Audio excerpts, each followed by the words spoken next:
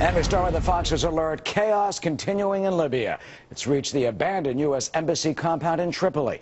That embassy itself reportedly now, quote, being guarded, if you can believe that, by that Islamist militant group. All while the CIA residential area nearby has been overrun. Have you seen them jumping in our pool? Yeah, it was amazing. Wow. Good morning, everyone, and happy Labor Day. I'm Eric Shawn here in America's Newsroom. And I'm Heather Childers. Bill and Martha are off today. Now, the so-called Dawn of Libya group telling the Associated Press that they have been in control of the abandoned post since last week.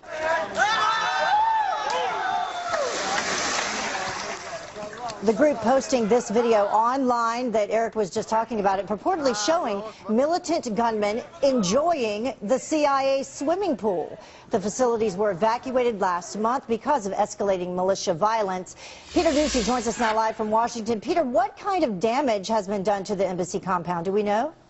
Heather, the CIA residential complex looks like it's in pretty good shape. The pool these jihadists are jumping into is green with algae, but obviously not enough to stop the belly flops from the rooftop. And an Associated Press reporter says there is minor damage to the building from gun and rocket fire. But inside the facility, tables are still set with folded napkins and silverware, and the structure looks to be largely untouched, which is remarkable because a commander for the militia that now has control of the building, Dawn of Libya, says they actually had to kick a rival militia off the grounds about a week ago when they started to set up shop.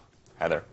And Peter, we mentioned the embassy staff being evacuated. Do we know where they are now? Heather, everyone that lived and worked in the building that is now under militant control has been gone since the middle of the summer, safe in Malta, where operations moved as fighting in Tripoli really heated up a few weeks ago. The U.S. ambassador to Libya, Deborah Jones, tweeted this weekend, quote, "Rumor control. I have not stepped foot in Libya since leaving July 26th, sadly." And even though Dawn of Libya says their people are now standing guard outside the nearby U.S. embassy, the State Department is saying differently, putting out this statement, quote, "At this point, we believe the embassy compound itself remains secure, but we continue to monitor the situation on the ground, which remains very fluid. The primary reason the United States temporarily relocated our personnel and operations from Tripoli recently was the ongoing fighting between militias occurring very close to our compound."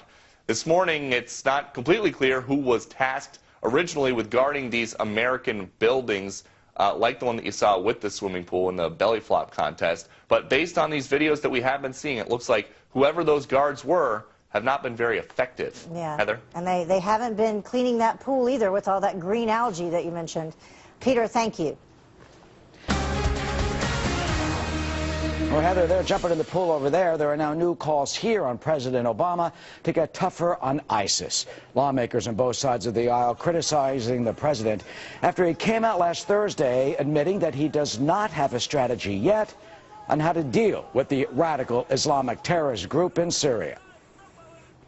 We've had a year that the president's talked about trying to put together a strategy in Syria. I think it was unfortunate that he used the term, "we have no strategy in Syria." I've learned one thing about this president, and that is he's very cautious. Maybe in this instance, too cautious. What does all this mean, and will there be a strategy? Brian York, chief political correspondent for the Washington Examiner, joins us now. You know, Brian, there was a stunning defense and admission from Dan Pfeiffer in the Washington Post. He claims that the president has his own timetable, and that, quote, "there is no timetable for solving these problems that's going to meet the cable news cycle speed." Are they kidding? What about the speed of the terrorists who may want to attack us? Well, there's that, and then there's the other speed, which is the speed of his own party in Washington, D.C. You know, if it were only Republicans who were criticizing the president, he could dismiss some of that and say, well, it's all just partisan. But the problem is there are now Democrats. You just saw Democratic Senator Dianne Feinstein. She is the chairwoman of the Senate Intelligence Committee. There are Democrats who are criticizing him, and she was actually pretty devastating yesterday on the Sunday shows. Not only did she say that she thought the president was too cautious, but she pointed to an op-ed in the New York Times by John McCain and Lindsey Graham, two of the biggest hawks on all this, that said that the headline was "Stop Dithering, Confront ISIS," and Senator Feinstein, the Democrat, said she agreed with that. What about those who would say the president has been judicious? He has kept us out of a war. After all, he said that, Byron, that he was elected to end the wars and not start them. Well, that's certainly the president's position, and I don't think he's ever going to go move away from his no boots on the ground position in Iraq. But I think you see his critics, including McCain and Graham, saying there's so many things that could be done to confront ISIS now: additional bombing, additional intelligence, more spotters and people on the ground in Iraq, that could be done without the addition of combat troops. And so I think what you're going to see is an increasing number of Democrats looking to the president and saying, you have to come up with a strategy now. Well, you just mentioned several points. Why isn't the president ordering that right now? Well, that's the big question. As a matter of fact, we're getting to see a few back and forth accusations between the Pentagon and the White House, where we're hearing out of the Pentagon, people are saying, well, look, we do have some plans. We do have ideas of what to do against ISIS. It's just the president has not put them together, accepted them, and put them together into a strategy. Pretty much everybody is pointing fingers right now at the White House. Well, you talk about everybody pointing fingers. Let's look at this pretty devastating editorial in the Investor's Business Daily about no Islamic strategy. So President Obama says we don't have a strategy yet against the Iraq-Syria caliphate.